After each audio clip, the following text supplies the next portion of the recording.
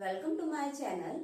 अपने आज के इस वीडियो में मैं आपको वंशानुक्रम और वातावरण यानी कि हेरिडिटी एंड एनवायरनमेंट के बारे में बताती हूँ। वंशानुक्रम और वातावरण ये दोनों ही मनुष्य के व्यवहार को प्रभावित करते हैं। वंशानुक्रम के अंतर्गत वो सब गुण आते हैं जो हमें अपने माता पिता, अपने पूर्वजों, अपने पैतृकों से प्राप्त होते हैं। और वातावरण से प्राप्त गुण वो होते हैं जो हम अपने वातावरण के द्वारा सीखते हैं, जो हम अपने ऊपरी जो दुनिया है वहां से सीखते हैं। तो किसी भी व्यक्ति के विकास में, किसी भी व्यक्ति के व्यवहार में और किसी भी व्यक्ति के जीवन क्रियाओं में वंशानुक्रम और वातावरण इन दोनों का बहुत ही गहरा प्रभाव पड़ता है, बहुत ही गहरा इफेक्ट पड़ता है। वंशानुक्रम के अंतर्गत वो जो गुण हैं जो हमें पूर्वजों से प्राप्त होते हैं या जो हमें माता पिता से प्राप्त हुए या जो हमें अपने पूर्वजों से प्राप्त हुए, उन गुणों के आधार पे व्यक्ति के गुणों का प्रभाव पड़ता है या व्यक्ति के गुणों में उन चीजों का विकास होता है। मान लीजिए कोई बालक है तो उस बालक की बुद्धि लब्धि बहुत अच्छी है क्योंकि उसके माता पिता की बुद्धि लब्धि भी बहुत अच्छी थी, या बच्चे का रूप या रंग या उसकी हाइट या आकार या उसके आंखों का रंग या उसकी कुछ फिजिकल एक्टिविटीज, तो वो सब जो डिपेंड करता है वो उसके माता पिता या उसके पूर्वजों के गुणों के आधार पर हमें पता चलता है या उन पे डिपेंड करता है।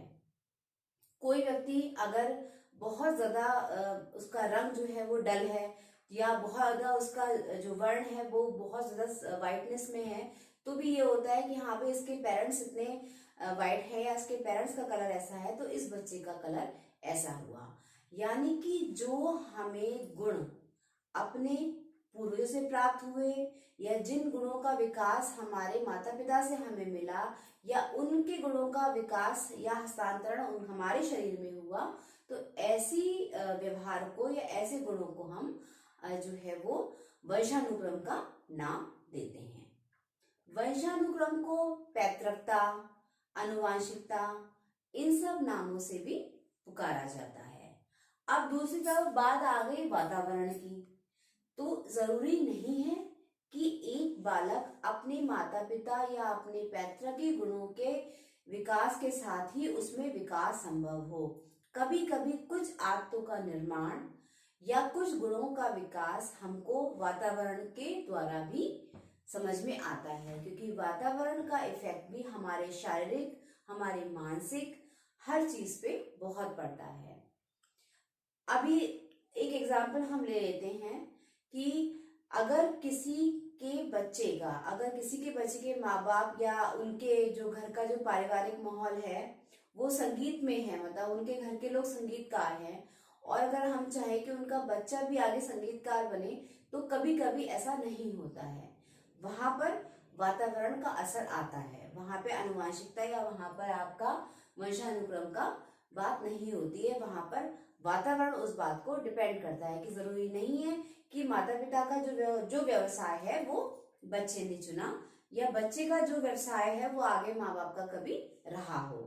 इसी प्रकार से अगर किसी के घर में कोई बहुत ज्यादा सभ्य लोग हैं या बहुत ज्यादा अच्छे लोग हैं या बहुत संस्कारी लोग हैं, तो कभी कभी वहां के बच्चे हैं या कोई बालक है किसी बुरी संगत में पड़ गया या वो किसी आपराधिक प्रवृत्ति में आ गया, तो ये भी वातावरण का ही असर पड़ा। कहते हैं ना, संगति का असर बहुत आता है। तो हमारे व्यवहार में, हमारे व्यवहार के विकास में वंशानुक्रम और वातावरण दोनों का बहुत गहरा असर है। बहुत सारी बातें हम वंशानुक्रम से हमारे गुणों में आती हैं और बहुत सारी बातें हमें वातावरण से हमारे अंदर आती हैं। वंशानुक्रम और वातावरण के बीच में बहुत गहरा संबंध है, क्योंकि हमारी जो विकास की प्रक्रिया है, जब हमारे शरीर में या हमारे बौद्धिकता में, हमारी मानसिकता में जब विकास होता है, तो इन दोनों में से जरूरी नहीं है कि कोई एक ही चीज हमारे को असर करे। हमारे विकास में वंशानुक्रम और वातावरण दोनों का ही असर होता है। बहुत सी जगह पे हमें अपने माँ बाप के द्वारा गुणों का हमें पता चलता है, और बहुत से गुणों का हम विकास जो है या बहुत से अच्छी बातों को हम जो है वो या बुरी बुरी बातों को वातावरण से भी सीखते हैं। तो वंशानुक्रम के अंतर्गत मुख्यतः माता पिता, पूर्वज या अपने परिवार के गुणों की या उनकी विशेषताओं का विकास व्यक्ति के अंदर होता है, जो कि जन्म से पूर्व भी होता है और जन्म के बाद भी होता है। वंशानुक्रम के अंतर्गत जब व्यक्ति अपने गुणों में कुछ और बातों को लेता है, मान लीजिए उसके गुणों में कुछ और अगर गुण है, अगर मान लीजिए उसके माँ बाप का बहुत अधिक बुद्धिमान होना और बच्चे का कम बुद्धिमान होना, तो ये वातावरण का असर हो गया। और अगर माता पिता एवरेज हैं और बच्चा तीव्र बुद्धि हुआ है, तो वहां पे भी वंशानुक्रम के साथ में वातावरण का भी प्लस आया, क्योंकि भाई बच्चे ने माँ बाप से भी सीखा, उनके गुणों का विकास हुआ, प्लस उसको वातावरण ऐसा मिला कि उसकी बुद्धिता जो है वो विकसित हुई, उसको अच्छे टीचर मिले, या उसका पढ़ाई में इंटरेस्ट बढ़ा, या उसका एनवायरनमेंट बहुत अच्छा रहा, उसने हर तरीके से अच्छे गुणों का अपना विकास करा बाहरी रूप में भी, तो वो उसका डबल हुआ। यानी कि वंशानुक्रम और वातावरण दोनों ने ही उसके गुणों पे या उसके व्यवहार पे असर डाला। तो वंशानुक्रम के लिए कुछ परिभाषाएं भी हमारे जो मनोवैज्ञानिक है उन्होंने दी हैं, जिसमें से जो पहली परिभाषा है वो है वुडवर्ड की। वुडवर्ड ने कहा है कि वंशानुक्रम में तो वो सभी बातें समाहित होती हैं, वंशानुक्रम में वो सभी बातें समाहित होती हैं जो जीवन के प्रारंभ के साथ ही जीवन से पहले, जब बच्चा 9 माह के गर्भ में अपने माता के गर्भ में रहता है, तब से वो सीखता है। यानी कि जो वंशानुक्रम की बातें हैं वो जीवन में समाहित व्यक्ति के जन्म से पूर्व भी हो जाती हैं, जब बालक अपने माता के गर्भ में होता है। इसी में जो सेकंड डेफिनेशन आती है वो है आपकी जेम्स ड्रेवर की। जेम्स ड्रेवर भी वंशानुक्रम के लिए कहते हैं कि शारीरिक एवं मानसिक विशेषताओं का, ध्यान से सुनिएगा, शारीरिक एवं मानसिक विशेषताओं का जो हम माता पिता से संतानों को हस्तांतरित होती है, यानी कि माता पिता से संतानों को जो उनके गुणों का हस्तांतरण होता है वही वंशानुक्रम है, कुछ शारीरिक और कुछ मानसिक। तो ये तो कुछ डेफिनेशंस हुई आपकी वंशानुक्रम की। अब वंशानुक्रम के अंतर्गत जो हम गुणों का विकास करते हैं या जिन अच्छी बातों का विकास होता है, चाहे वो शारीरिक हो, चाहे वो मानसिक हो, चाहे वो किसी भी रूप में हो, तो वो हमें अपने पूर्वज और संतानों के द्वारा ही प्राप्त होती हैं, जो कि हमको वंशानुक्रम के अंतर्गत मिलती हैं, ये बात तो तय है।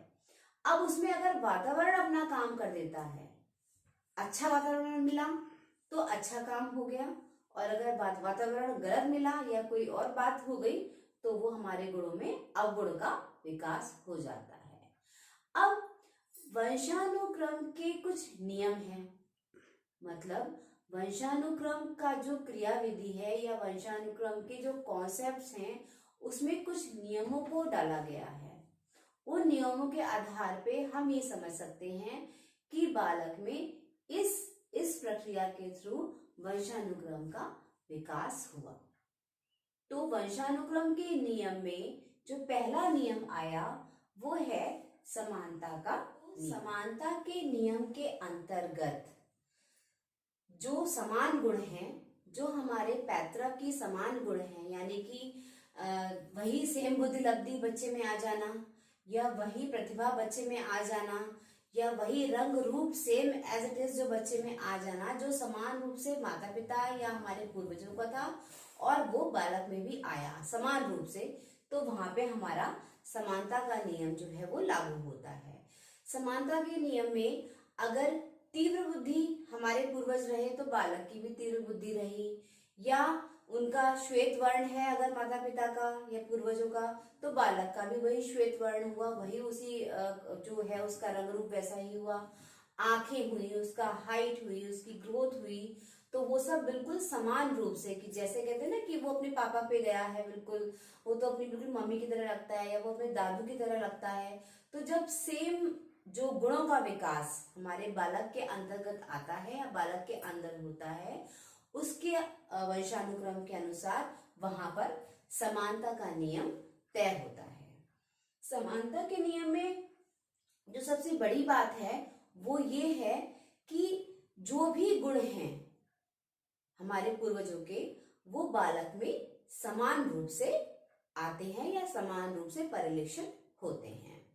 सेकंड जो नियम है वो है मित्रता का नियम। अब मित्रता के नियम के अंतर्गत थोड़ा सा अपोजिट है। ये जो मित्रता का नियम है वो समानता के नियम से थोड़ा सा अपोजिट है। इसमें जैसे गुण माता पिता के हुए हैं, जैसे गुण हमारे पूर्वजों के हुए, वो सेम गुण बालक में नहीं आते।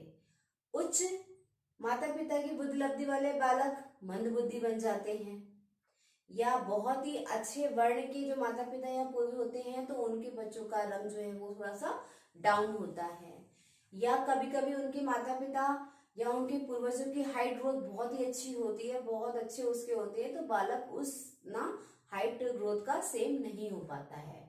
समानता में तो बिल्कुल सेम था, और मित्रता का नियम जो है वो समानता के नियम का पूरक है।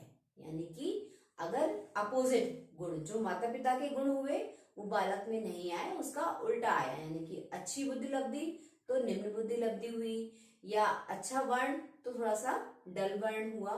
तो ऐसे जो पूरक चीजें होती हैं वो मित्रता के नियम के अंतर्गत आती हैं। उसके बाद जो नियम है वो है प्रत्यागमन का नियम।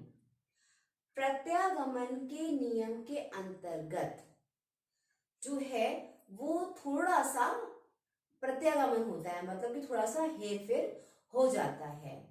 जैसे किसी बालक के माता पिता की बुद्धि लब्धि बहुत ही प्रतिभा, मतलब बहुत अच्छी प्रतिभाशाली हैं, या बहुत ही अच्छी बुद्धि लब्धि के हैं, या बहुत ही अच्छी कलाओं से युक्त हैं, तो बालक को भी वही सब मिला अपने वंश के उसमें या अपने अनुवांशिकता में, वो सब बातें मिली, वही सब कुछ मिला, सेम टेस्ट हुआ उसका, सेम उसका नेचर हुआ, सेम उसका जो हॉबी हुई, वो सब चीजें उसकी हुई, लेकिन थोड़ी सी कम, अपने माता पिता अपने पैतृकों से थोड़ा सा कम, या उनके माता पिता ने भी वही चीज सेम करी है, वही बातें, वही उनके जीवन में वही सारी बातें हुई, लेकिन उससे और अच्छी हमारे बालक ने कर दी।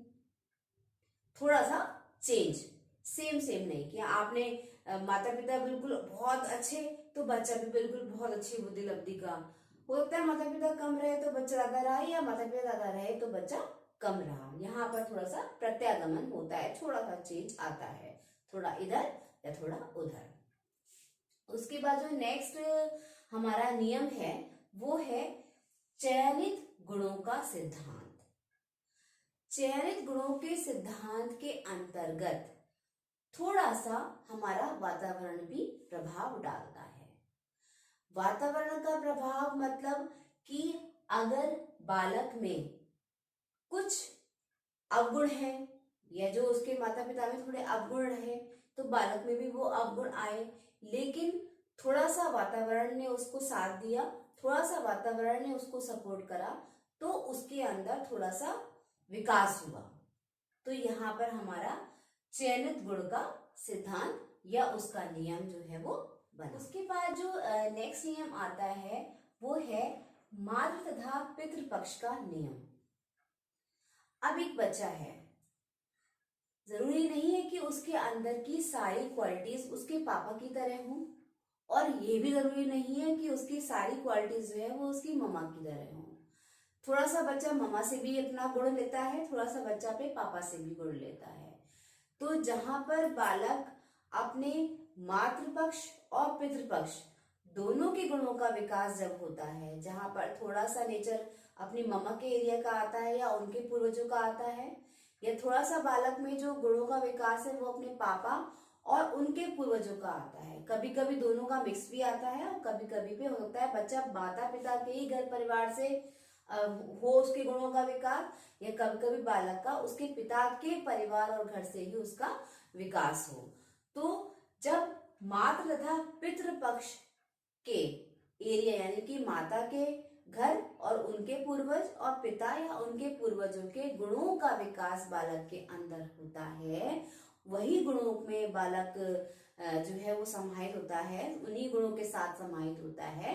तो वहां पे जो है वो हमारा वंशानुक्रम में या आपका माता पिता और पितृपक्ष का नियम लागू होता है, जहां पर पेरेंट्स का अपने अपने एरिया के गुणों का बालक के अंदर विकास हुआ। उसके बाद में जो नेक्स्ट नियम है वंशानुक्रम का, वो है संयोग का नियम। संयोग के नियम के अंतर्गत कुछ बातें या कुछ व्यवहार या कुछ गुण संयोगवश बालक के अंदर समाहित होते हैं। तो संयोग के नियम के अंतर्गत सांख्य की दृष्टि से भी ये कहा जाता है कि 1,67,16,216 गुणसूत्रों का उपयोग होता है हमारे जो है वो संयोग के नियम में। इन्हीं किसी गुणसूत्रों में से कोई एक गुणसूत्र मिलकर संयोगवश उन गुणों का जो है वो समायोजन बालक में हो जाता है। संयोगवश कुछ बातें आ जाती हैं। कभी कभी बालक का जन्म हुआ तो वो कुछ बातें अपने पूर्वजों की लेके आया, पर उसके साथ में कुछ एकदम से संयोगवश कुछ चेंजिंग हो गई, कुछ टाइम बाद कुछ चेंजिंग हो गई, यानी कि जो ये सांख्यिकीय जो हमारे गुणसूत्र हैं उनके अकॉर्डिंग उसके अंदर कुछ चेंजिंग हो गई। तो ये बात या यहाँ पर जो है वो संयोग का नियम लागू हुआ। तो इस तरीके से कुछ वंशानुक्रम की बातों को आज हमने डिस्कस किया है। इसके बाद में हम वातावरण के क्या इफेक्ट्स होते हैं या वातावरण कैसे बालक के विकास को प्रभावित करता है और वंशानुक्रम तथा बालक के बीच में क्या संबंध होते हैं, उन सब के बारे में हम अपने आने वाले वीडियोस में डिस्कस करेंगे।